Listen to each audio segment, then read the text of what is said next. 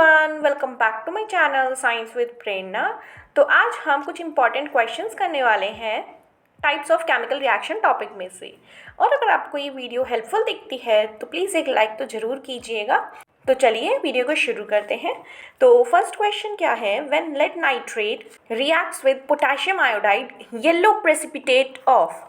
तो जब lead nitrate react करेगा पोटेशियम आयोडाइड के साथ तो जो येलो प्रेसिपिटेट बनता है वो किस चीज़ का होता है, राइट। तो लेड नाइट्रेट क्या होता है, PbNO3 होल ट्वाइस।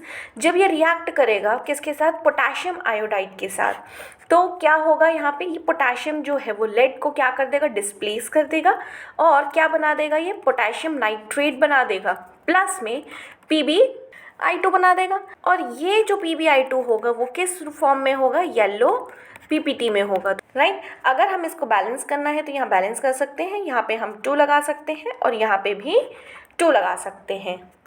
तो ये एक हमारे किस टाइप की रिएक्शन है, ये double displacement as well as precipitation reaction है, यानी कि ये बोथ है, डबल डिस्प्लेसमेंट भी हो रहा है यहाँ पे और प्रेसिपिटेशन भी बन रहा है। तो इसका करेक्ट ऑप्शन क्या हो जाएगा, PbI2। जो PbI2 है वो येलो प्रेसिपिटेट है। Next question, when ferrous hydroxide reacts with hydrochloric acid dash and H2O are produced. तो जब हम फेरस हाइड्रोक्साइड को रिएक्ट कराते हैं हाइड्रोक्लोरिक एसिड के साथ, एक तो H2 प्रोडक्ट बनता है और एक और क्या बनता है। तो जब हम फेरस हाइड्रोक्साइड को रिएक्ट कराएंगे HCl के साथ तो क्या बनेगा, यहाँ पे फेरस क्लोराइड बनेगा प्लस H2O बनेगा। तो ये जो है वो क्या है हमारा, फेरस क्लोराइड। तो ऑप्शन क्या हो जाएगा इसका, B। और यहाँ पे ये क्या है हमारा, बेस, और ये क्या है, एसिड। और जब बेस और एसिड मिल जाते हैं तो कौन सी रिएक्शन हो जाती है, ये न्यूट्रलाइजेशन रिएक्शन हो जाती है। तो ये कौन सी रिएक्शन है, एक न्यूट्रलाइजेशन रिएक्शन है ये। Alright, next question, which of the following reactions involves the combination of two elements। तो इनमें चारों रिएक्शन में से कौन सी रिएक्शन है जिसके अंदर कॉम्बिनेशन हो रहा है दो एलिमेंट्स का। और फर्स्ट में देखिए तो फर्स्ट के अंदर क्या है, ये कंपाउंड है, ये कंपाउंड है, कंपाउंड मिलके कंबाइन कर रहे हैं। तो क्या ये सही है, नो। हमसे पूछा किसका है, 2 एलिमेंट्स का पूछा है। नेक्स्ट सेकंड की बात करें तो यहाँ पे क्या है, सोडियम है, ये O2 है, तो क्या बन रहा है, ये Na2O बन रहा है। तो ये दोनों एलिमेंट हैं, एलिमेंट मिल के क्या बना रहे हैं, कंपाउंड बना रहे हैं, दैट इज कंबाइन कर रहे हैं। तो ये ट्रू है। अगर वहीं हम थर्ड वाले की बात करें तो ये भी क्या है, कंपाउंड है, लेकिन ये क्या है, एलिमेंट है। तो बट कंपाउंड एलिमेंट थोड़ी मिलेगा, तो ये गलत है। अगर हम सेम इसकी बात करें तो ये भी क्या है, कंपाउंड है, तो ये नहीं होगा। तो ऑप्शन क्या है इसका, B है, राइट।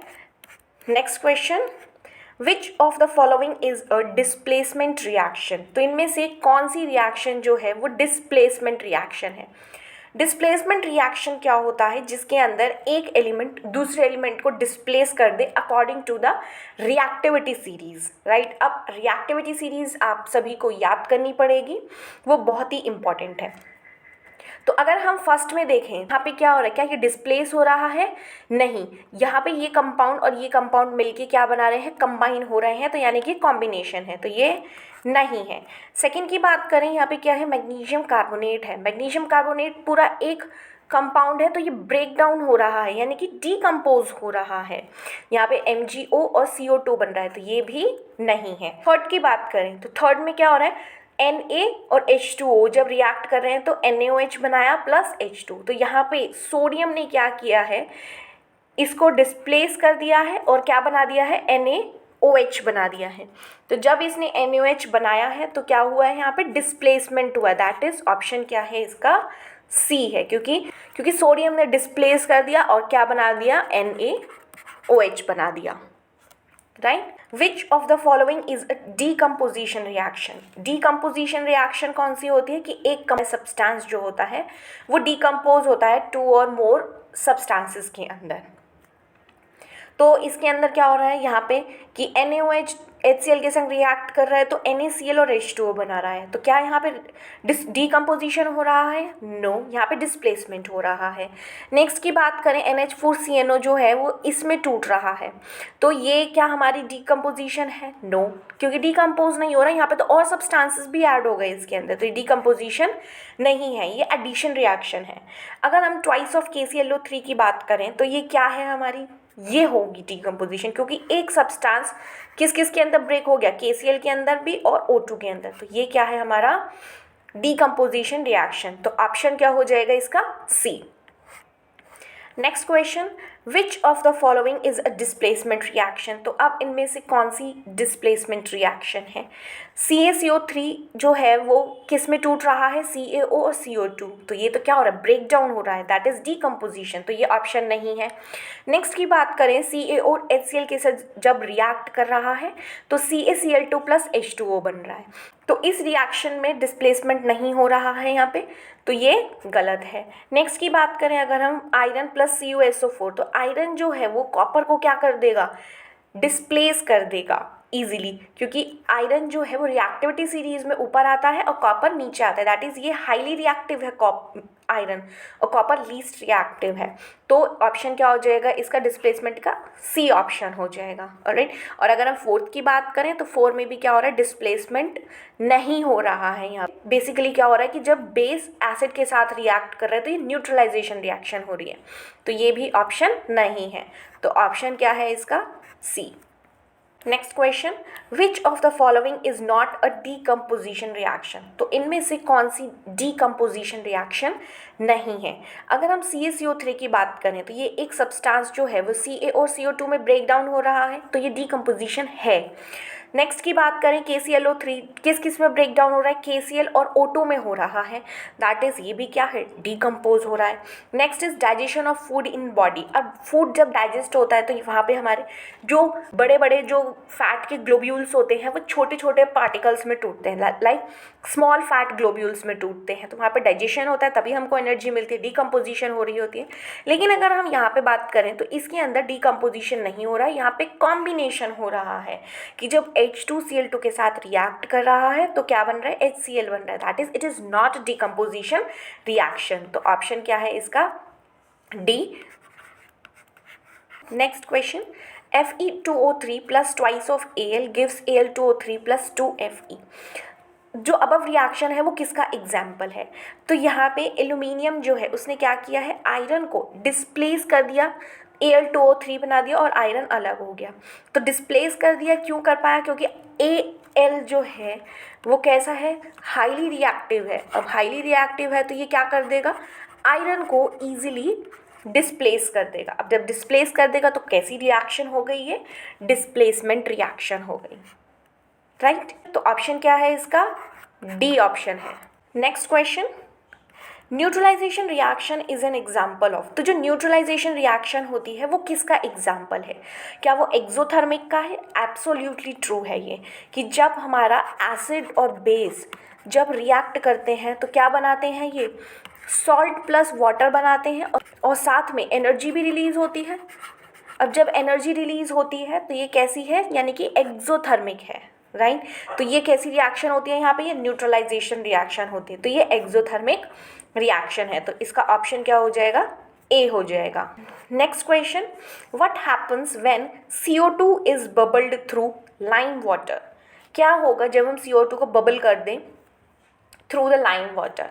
फर्स्ट है small amount and next is in excess amount, right. तो अगर हम लाइम वाटर है CaOH होल ट्वाइस, इसको हम रिएक्ट कराते हैं CO2 के साथ। अब ये CO2 जो है वो एक्सेस में नहीं है, नॉट इन एक्सेस। तो जब ये एक्सेस में नहीं होगा तो क्या बनता है यहाँ पे? CaCO3 बनता है प्लस में वाटर। तो ये जो होता है वो मिल्कीनेस होता है और ये इनसॉल्यूबल भी होता है, राइट। और जब इसको हम एक्सेस में डालेंगे, दैट इज़ ये स्मॉल क्वांटिटी में था अभी यहाँ पे जो CO2 था, अब हम CO2 जो डालेंगे वो एक्सेस अमाउंट में डालेंगे। तो वो किसके अंदर डालेंगे? ये जो हमारे पास सब्सटेंस बन के आया है, प्रोडक्ट जो बन के आया है, उसके अंदर हम उसको डालेंगे। तो that is CaCO3 plus H2O plus carbon dioxide. अब ये कार्बन डाइऑक्साइड जो है वो किस क्वांटिटी में है, एक्सेस क्वांटिटी में है। तो जब एक्सेस क्वांटिटी में है तो क्या बन जाएगा ये CaHCO3 whole twice, that is क्या है ये कैल्शियम बाइकार्बोनेट। और ये कैल्शियम बाइकार्बोनेट जो है इसका मिल्कीनेस जो है वो डिसअपियर हो जाएगा, मिल्कीनेस डिसअपियर। और जब मिल्कीनेस डिसअपियर हो जाएगा तो और ये किस कलर का भी रह जाएगा, फिर ये कलरलेस हो जाएगा और सॉल्यूबल भी होगा वाटर के अंदर and soluble in H2O, right. तो जब हमने इसको कार्बन डाइऑक्साइड को डाला लाइम वाटर के अंदर, जब एक्सेस अमाउंट में नहीं था, तो क्या बनाया था इसने, कैल्शियम कार्बोनेट बनाया था जो मिल्कीनेस था और इनसॉल्यूबल था। अब वहीं अगर हम एक्सेस में डाल देते हैं तो ये जो सब्सटेंस बन के आया था उसके अंदर हमने कार्बन डाइऑक्साइड डाला एक्सेस अमाउंट में, तो क्या बन जाएगा, कैल्शियम बाइकार्बोनेट बन जाएगा और इसका मिल्कीनेस जो है वो डिसअपियर हो जाएगा, right. Next question, complete and balance the reactions. अब हमें बैलेंस करनी है रिएक्शंस। PbNO3 होल ट्वाइस, जब हम इसको हीट कराएंगे तो क्या बनेगा यहाँ पे, PbO plus NO2 plus O2 ये बनता है। अब हमको क्या करनी पड़ेगी, यहाँ पे बैलेंसिंग करनी पड़ेगी। तो बैलेंस करने के लिए हमें क्या करना पड़ेगा, और अगर हमें अब इसे बैलेंस करना है तो बैलेंस करने के लिए क्या करना पड़ेगा, हमें यहाँ पे 2 लगाना पड़ेगा, यहाँ पे भी 2 लगाना पड़ेगा और यहाँ पे 4 लगाना पड़ेगा। तो अब हमारी इक्वेशन जो होगी वो बैलेंस हो जाएगी, राइट। अब हमको क्या दे रखा है, ये अमोनियम डाइक्रोमेट दे रखा है। अब जब हम इसको हीट करेंगे तो क्या बनता है, Cr2O3 that is chromium oxide बनता है plus N2 plus H2O, right. अब हमको क्या करना है, अगेन इनको बैलेंस करना पड़ेगा और इसका नाम क्या होता है यहाँ पे, क्रोमियम ऑक्साइड, और इसका क्या होता है, अमोनियम डाइक्रोमेट,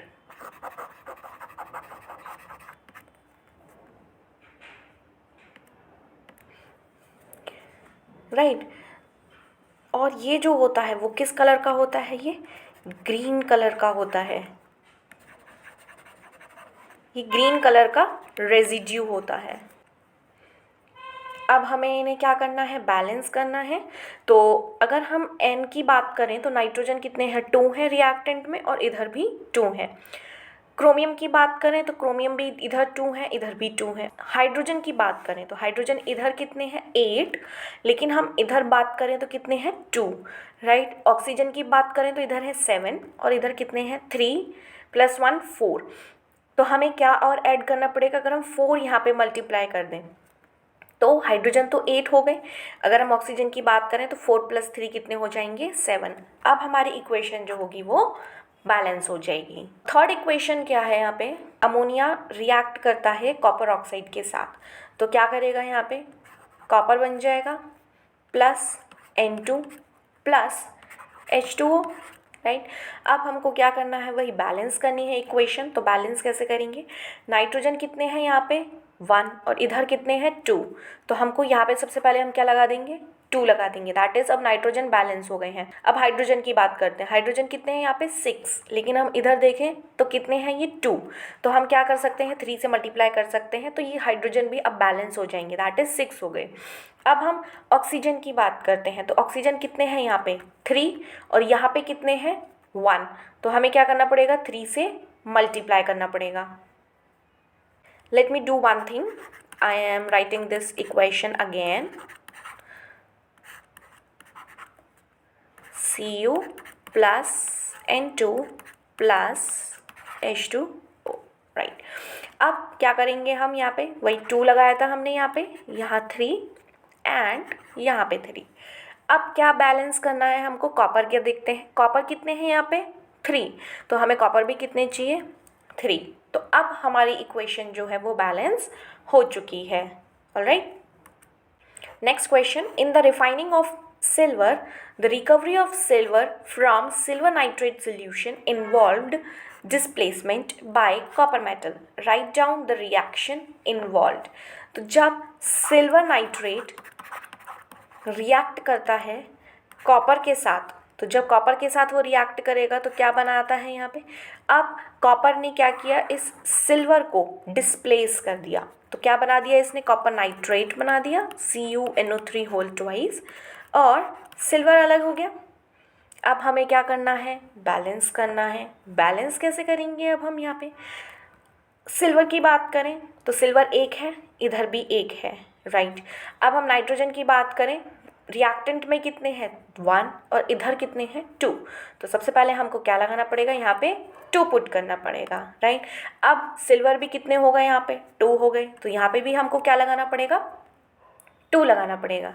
अब हम ऑक्सीजन की बात करें तो ऑक्सीजन कितने हैं, 6, और इधर भी कितने हैं, 6, एंड कॉपर कितना है, 1, और इधर भी कॉपर कितना है, 1। तो हमारी इक्वेशन क्या हो गई, बैलेंस हो गई है। Next question, X, Y and Z are the 3 elements which undergo the chemical reactions according to the following equations.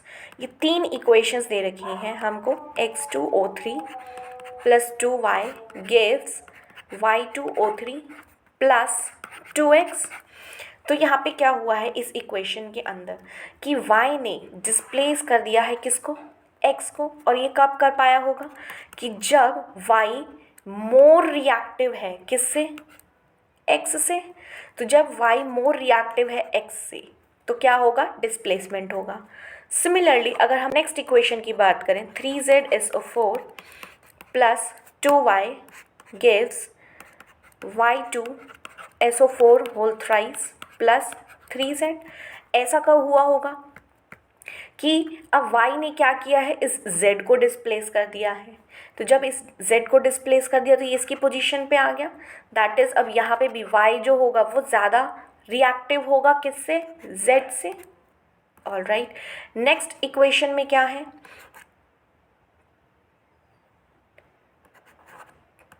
(3ZO plus 2X gives X2O3 plus 3Z।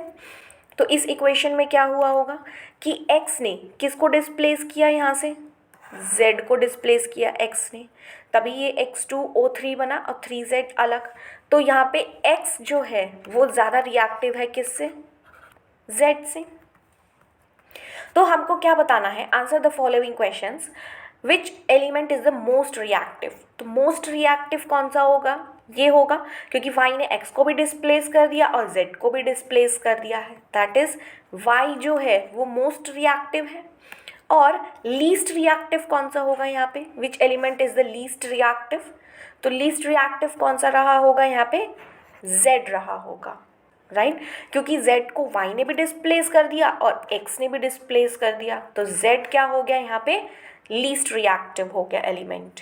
All right, next question, why is combustion reaction and oxidation reaction. तो जो combustion reaction होती है वो oxidation reaction क्यों होती है, क्योंकि जब भी कोई सब्सटेंस बर्न करता है in the presence of the oxygen तो उससे क्या होता है, ऑक्सीजन का एडिशन होता है, यानी कि ऑक्सीडेशन होता है, दैट इज एडिशन होता है किसका, O2 का।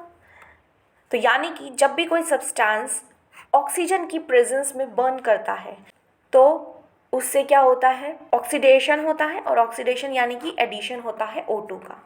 फॉर एग्जांपल अगर हमारे पास मीथेन है, अब वो O2 की प्रेजेंस में रिएक्ट करे तो क्या बनता है यहाँ से, कार्बन डाइऑक्साइड और वाटर, ये कंबशन रिएक्शन है हमारी, राइट। अब बैलेंसिंग मुद्दा नहीं है कि बैलेंस कैसे कर रहे हैं, बस बात ये है कि जब भी हम किसी सब्सटेंस को बर्न करना है तो हमें ऑक्सीजन की प्रेजेंस चाहिए होती है, तभी कंबशन रिएक्शन होती है, right. Next question is, how will you test whether the gas evolved in a reaction is hydrogen. तो ये क्वेश्चन क्या बोलता है कि हम कैसे टेस्ट करेंगे कि वेदर द गैस इवॉल्व जो हो रही है वो रिएक्शन में हाइड्रोजन है या नहीं है।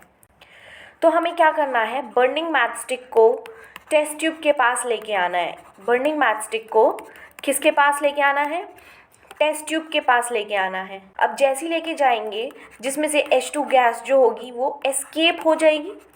अगर एस्केप हुई तो वो गैस क्या कर लेगी, इमीडिएटली कैच कर लेगी फायर को। अब इमीडिएटली कैच कर लेगी तो और कैसा साउंड निकलेगा, फिर वो पॉप साउंड निकलेगा, राइट। तो क्या किया इसके अंदर, हमने क्या किया, एक टेस्ट ट्यूब ली, उस टेस्ट ट्यूब के अंदर क्या थी, H2 गैस थी। तो हम बर्निंग मैचस्टिक को उस टेस्ट ट्यूब के पास लेके गए। अब जैसे ही लेके गए तो क्या होगा, इसके अंदर H2 गैस जो होगी वो एस्केप आउट हो जाएगी और वो इजीली कैच कर लेगी फायर को, और जिसमें से कैसा साउंड निकलेगा, एक पॉप साउंड निकलेगा। ऑलराइट, आई होप आपको ये क्वेश्चन समझ आए होंगे अच्छे से। अब हम नेक्स्ट वीडियो में मिलेंगे। Till then keep learning and exploring and bye bye.